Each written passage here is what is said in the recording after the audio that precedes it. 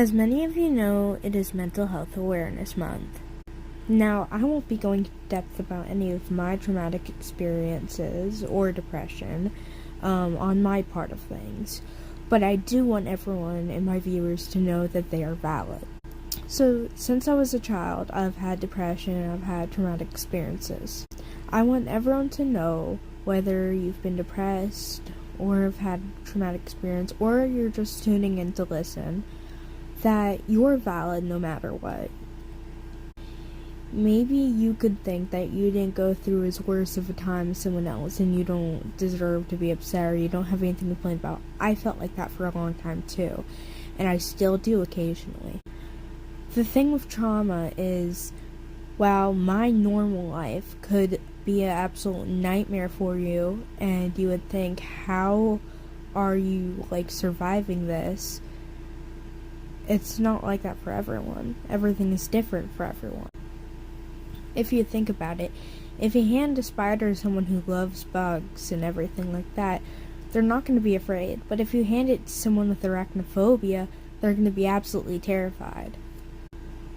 It's the same thing with trauma or depression. It's not worse or better. Yes, there are parts of depression where it might be worse than other people's. But specifically with trauma, nothing is worse or better, because everyone has their own emotional limits. Now with depression, I want to make sure anyone with mental illness at all, whether that be depression, anxiety, ADHD, OCD, etc., you're valued and you're valid.